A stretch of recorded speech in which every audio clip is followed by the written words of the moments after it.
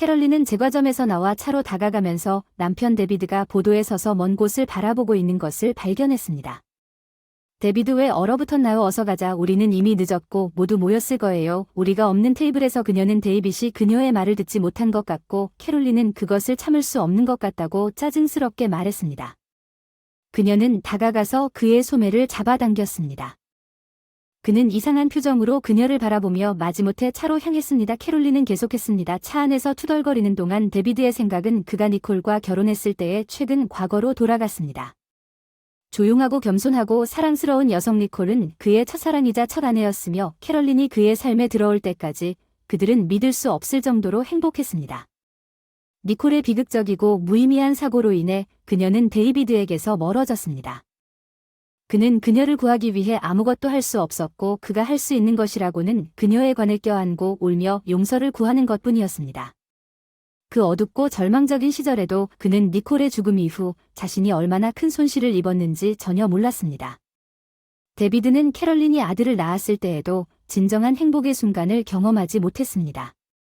데비드는 새 가족의 외부인처럼 끊임없이 느꼈고 모든 것이 잘못되었을 때 종종 고민했습니다. 아마도 캐럴린이 데비드가 일하는 회사에 입사한 날이었을 것입니다. 긴 다리와 고상한 옷차림으로 우아함을 자랑하는 그녀는 마치 직원 경제학자가 아니라 당시 이사였던 것처럼 자부심을 갖고 행동했습니다. 데비드는 부서장이었고 캐럴린과 비즈니스 문제에 대해 자주 교류했습니다. 그들은 때때로 늦게까지 일하며 문서를 쏟아 부었습니다. 어느 날 저녁, 회사의 수익 수치 요약을 마무리하고 있을 때 캐럴린은 갑자기 몸을 쭉 뻗은 채 일어나 데비드의 무릎에 앉으러 다가갔습니다. 무슨 일을 하고 계시나요? 데비드는 그녀의 행동에 놀라며 속삭였습니다. 그녀는 숙련된 가느다란 손가락으로 셔츠 칼라의 단추를 풀면서 조용히 넥타이를 풀었습니다. 그녀의 입술이 그의 입술에 닿았지만 데비드는 캐럴린에게 항의했습니다. 나는 그의 반대에도 불구하고 결혼했습니다. 그녀는 대담한 애무를 계속했고 데비드는 그녀를 밀어낼 수 없다는 것을 깨달았습니다. 그동안 그의 충실하고 충성스러운 아내 니콜은 집에서 그를 기다리고 있었습니다. 데비드는 엄청난 수치심을 느꼈습니다. 아내 앞에서 그러나 그는 캐롤린을 만날 때마다 거절할 수 없었습니다. 그의 부끄러움은 더욱 깊어졌습니다. 그러던 어느 날 캐롤린은 자신이 아이를 낳을 것이라고 밝혔습니다. 데이비드, 당신은 결정을 내려 아내와 우리 아기 중 하나를 선택해야 합니다. 그녀는 아기가 고통받도록 두지 않을 것이라고 말했습니다. 그 순간 데비드는 캐럴린이 그에게 능숙하게 불붙인 열정이 사랑과 아무 관련이 없다는 것을 깨달았습니다. 그가 진정으로 사랑한 유일한 사람은 콜분이었고 그는 그녀를 잃고 싶지 않았습니다. 아내를 배반한 사람이 된 그는 언젠가 아내가 자신을 용서해주기를 바랐습니다. 미안해요 캐롤린. 데이비드가 우리 사이에 일어난 모든 일은 실수였다고 중얼거렸습니다. 나는 아기를 버리지 않을 것이며 당신을 돕기 위해 최선을 다할 것입니다. 가족은 그녀의 강인한 기질로 유명한 니콜 캐롤린입니다. 그녀는 다른 여자처럼 울지 않고 보복적인 미소를 지으며 충실한 남편으로 남고 싶다고 말했습니다. 당신의 아내가 당신을 용서할 것이라고 생각합니까? 아니면 이미 당신을 용서했습니까? 그녀는 여자로서 이론스의 자부심을 가지고 있습니다. 아니요, 아직 그녀에게 말을 한 적이 없습니다. 데비드는 고개를 저었습니다. 그녀는 부모님을 만나러 갔었습니다. 그녀가 돌아와서 모든 것을 말할 때까지 기다릴 것입니다. 그러나 니콜은 이틀 후에 돌아오지 않았습니다. 그녀의 어머니가 데이비드에게 니콜의 생명을 앗아간 끔찍한 사고에 대해 알리기 위해 전화한 그 대화, 우리는 그녀를 여기에 묻을 것입니다. 미첼 부인은 단호하게 말했습니다. 나는 내 딸 옆에 있고 싶고 원하시면 딸의 무덤을 방문할 수 있다고 그녀는 단호하게 말했습니다. 그녀는 데이비드 외에 다른 말을 했습니다. 그 시절에는 들을 수 없었습니다. 그는 아내의 다친 건 앞에서 무릎을 꿇고 안개 속에서 길을 잃었습니다. 그는 자신이 사랑하는 사람을 보호하지 못하고 그녀를 배신한 것을 후회하며 통곡하며 몇 년이 지났습니다. 데이비드는 캐롤린과 결혼했습니다. 그리고 그들은 오늘 어린 아들을 키우고 있었습니다. 그들은 캐롤린의 50주년을 축하하기 위해 이웃주로 여행했습니다. 마을에 도착하자마자 캐롤린은 데이비드에게 캐롤린이 없는 동안 사탕 가게 밖에 들러달라고 부탁했습니다. 데이비드는 낯선 거리를 둘러보며 흥미를 느낀 채 갑자기 그의 시선이 사로잡혔습니다. 건너편 가게에서 나온 날씬한 여자의 모습. 데이비드는 번개에 맞은 것처럼 속까지 흔들렸다. 그것은 그의 니콜, 그가 수년 동안 몰래 캐롤린에게서 몇 번이나 애도했던 니콜과 똑같은 니콜이었다. 그는 첫 번째 아내의 무덤 옆에서 몇 시간 동안 그녀가 아직 살아있는 것처럼 그녀에게 말하면서 묘지를 방문했고, 이제 그녀가 정말로 살아있는 것처럼 자신 앞에 서 있는 것을 보았습니다. 데비드는 니콜에게 달려가 그녀의 이름을 부르고 싶었지만 그 말이 그의 머릿속에 얼어붙었습니다. 입술과 발이 땅에 붙어 있었습니다. 그것은 엄청난 충격이었고, 데비드는 캐럴린이 돌아온 그 순간에 자신이 움직일 수 없다는 것을 깨달았고, 데비드는 자신을 진정시키기 위해 엄청난 노력을 기울여야 했고, 간신히 간직한 기억 속에서 잃어버린 차에 타야 했습니다. 행사에 도착하여 캐럴린의 가족과 함께 테이블에 앉았을 때 그의 눈은 길을 바라보고 있었습니다. 데비드는 아내에게 몸이 좋지 않다고 말하고 방 중 한 곳으로 가서 마침내 혼자 쉬도록 허락했습니다. 그는 생각에 잠길 수 있었습니다. 캐럴린과의 고독한 행복한 가족 생활은 그에게 결코 도움이 되지 않았습니다. 강한 의지와 애는 아들이 태어난 후 처음 2년 동안 다른 사람의 관점을 고려하는데 익숙하지 않다고 주장했습니다. 데비드는 캐럴린의 까다로운 행동을 바랐던 데비드에게 진정한 악몽이었습니다. 임신 중에 아기가 태어나면 가라앉았지만 시작일 뿐이라는 것이 밝혀졌습니다. 캐럴린은 종종 데비드에게 모든 것을 내려놓고 긴급 상황을 전화로 설명하지 않고 즉시 그녀에게 오라고 주장했습니다. 데비드는 자녀에 대한 걱정에 사로잡혀 경주를 하곤 했습니다. 엄청난 속도로 집에 가는데 밑에 있는 차가 거의 느껴지지 않았지만 문이 열릴 때마다 캐롤린의 웃는 얼굴. 캐롤린, 당신은 여기 있어요. 클랩튼의 만족스러운 여자 정말 훌륭해요. 당신이 너무 보고 싶었어요. 우리 아들 데이비드가 화를 내며 소리쳤어요. 아무것도 안 자고 있어요. 캐럴린은 어리둥절해 캐럴린에게 물었습니다. 내가 중요한 회의가 있어서 모든 것을 내려놓고 당신에게 달려갔다는 것을 알고 있습니까? 그건 당신이 나를 사랑한다는 뜻입니다. 캐럴린은 안심을 바라고 대답했지만 마음속으로는 데비드는 그녀를 사랑하지 않았습니다. 니콜에게만 아니면 그녀가 정말로 죽었는가 하는 생각이 데비드를 압도하여 갑자기 소파에 앉게 만들었습니다. 그는 니콜의 생명 없는 시신을 본 적이 없었습니다. 관이 닫혔습니다. 장례식은 니콜의 어머니가 눈물을 보이지 않는 것에 이상함을 느꼈습니다. 데비드는 이제 모든 상황을 보았습니다. 무거운 생각에 지친 데비드는 캐럴린이 그에게 다가와서 어떻게 지내냐고 물었을 때 소파에 다시 쓰러졌습니다. 그는 이미 계획을 세웠습니다. 캐럴린, 죄송하지만 내일 밤에 바로 떠나야 합니다. 이모 기념일에는 손님이 많을 거예요. 최대한 노력하겠다고 약속해요. 데이비드는 캐롤라인의 불만에도 불구하고 아내를 달래려고 애쓰며 말했어요. 데이비드는 건설 상점 근처에 들렀던 길에 차를 타고 차를 몰고 가면서 장갑 삽 2개를 구입했습니다.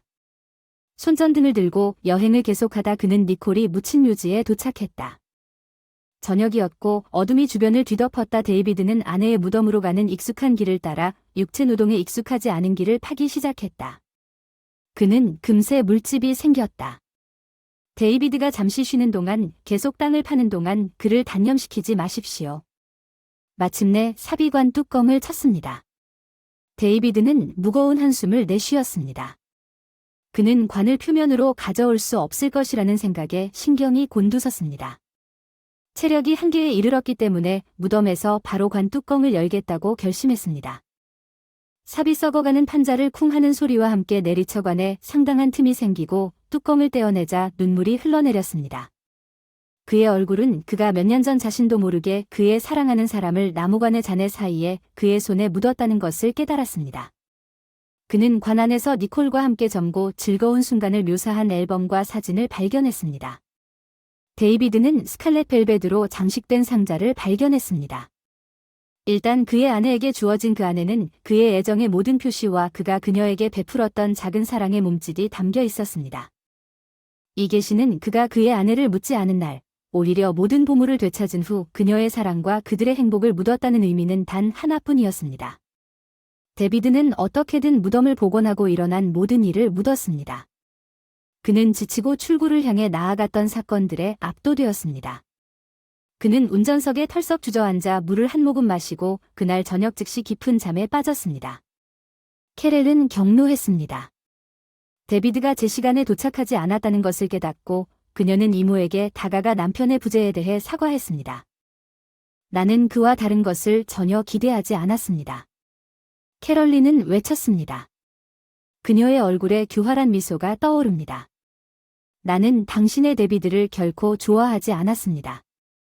그는 촛불을 들고 있지 않습니다. 메이슨 어서 이모가 웃으며 대답했어요. 메이슨은 내가 임신했다는 사실을 알았을 때 데이비드만큼 적응력이 없었습니다. 그는 나에게 낙태를 요구했지만 나는 이미 이전에 여러 번 그런 일을 겪었고 의사들은 그럴 가능성이 있다고 경고했습니다. 다행이야. 이제 아무것도 설명할 수 없네. 오 데이빗. 당신은 오해했어요. 캐롤린은 말을 더듬고 분명히 당황했습니다. 예전에는 모든 것을 오해했지만 이제는 모든 것이 분명해졌습니다. 생일 축하해요. 데이빗. 캐롤린이 그에게 희년 꽃을 건네며 말했고 돌아서서 걸어갔습니다. 캐롤린이 그녀를 따라 달려갔습니다. 그의 팔을 잡고 그녀의 말을 들어달라고 간청하기 시작했지만 그는 침착하게 우는 여자에게서 멀어졌습니다. 캐롤린은 그녀가 돌이킬 수 없는 실수를 저질렀다는 것을 깨달았습니다. 데비드는 곧장 엠 미첼의 집으로 차를 몰고 가서 그를 괴롭히는 질문을 했습니다. 니콜은 살아있어요. 조용히 하지 마세요. 미첼 부인 그날 밤에 본 건 다 알아요. 그 아이가 관 속에 없는지 확인해 주세요. 저는 당신의 딸을 사랑하고 지난 몇 년 동안 그녀만 사랑해왔습니다. 데이비드 당신이 진정으로 그녀를 사랑했다면 당신은 속이지 않았을 것입니다. 미첼 부인은 분노와 슬픔이 뒤섞인 목소리로 말했습니다. 어느 날 저녁 니콜이 나를 방문했을 때 데이빗이 부끄러움으로 가득 찬 자신을 바라보고 있다는 것을 어떻게 알 수 있습니까? 그녀는 전화를 받았습니다. 당신의 정부로부터 전화를 받았습니다. 그녀는 니콜에게 자신이 아이를 낳을 것이라고 말했습니다. 니콜은 그 당시 나에게 아무 말도 하지 않았고 방으로 갔다가 오랫동안 자리를 비운 상태였습니다. 나는 그녀를 확인하기로 결정했고 그녀의 손에 약 한 줌이 들려있는 것을 보고 겁이 났습니다. 이미 약을 먹었고 내 어린 딸을 구하기 위해 구급차를 불렀습니다. 내가 그 아이를 잃을 수도 있다는 것을 알고 계셨습니까? 데비드는 고개를 숙이고 앉아 미첼 부인의 시선을 마주할 수 없었습니다. 미첼 부인은 무자비하게 계속했습니다. 언젠가 진실이 밝혀지면 니콜이 지금 어디 있는지 알게 될 거라는 걸 알았어. 난 그녀가 왜 다시 그녀를 고문하는지 보고 싶어. 제발 데이빗 그녀의 삶을 방해하지 마세요. 미첼 부인이 애원했어요. 나는 누구에게도 그녀를 넘겨주지 않겠다고 데이비드가 말했어요. 그의 머리를 흔들고 나는 그녀가 나를 용서할 수 있도록 무엇이든 할 것입니다. 니콜 그녀는 당신을 사랑합니다. 그녀는 여전히 당신을 잊을 수 없지만 그녀가 당신을 용서할 것인지 나는 미첼 부인이 당신 편인지 모르겠습니다. 그는 계속해서 그녀에게 드레스 청문회를 건네주었습니다. 초인종 소리가 울리자 니콜이 문을 열더니 이내 창백해졌다. 데이빗이 그녀 앞에 서자 한 번도 만난 적 없는 그녀의 처음이자 유일한 사랑이 기억에서 지워졌다. 그들은 묵묵히 서로를 바라보며 한시도 눈을 떼지 않았다. 마침내 니콜 정신을 차리고 왜 당신이 당신에게 와서 내가 당신을 사랑한다고 말했느냐고 물었습니다. 나는 한 번 끔찍한 실수를 저질렀고 절대 용서하지 않을 것입니다. 니콜 매일 용서해달라고 애원해요. 데이비드는 저리 가라고 간청했습니다. 내가 그녀의 사랑을 죽였다는 걸 믿을 수 없어. 니콜이 괴로운 표정으로 대답했어. 봐 내가 가진 건 우리 사랑이 묻힐 수 없다는 증거야. 데이비드가 그녀에게 한때 묻었던 사진 앨범과 스칼렛 상자를 보여주라고 했어. 제발 데이비드 가버려. 난 안 그럴 거야. 니콜은 씁쓸하게 문을 닫았다고 말했지만 데이비드는 물러나지 않았다. 그는 벽을 따라 몸을 낮추고 바닥에 앉아 무릎을 팔로 감쌌다. 그는 니콜을 되찾기 위해 무엇이든 할 것이라는 것을 굳게 알았고 느꼈다. 그녀는 문 뒤에 바닥에 앉아 심장이 뛰는 소리를 듣고 있었다.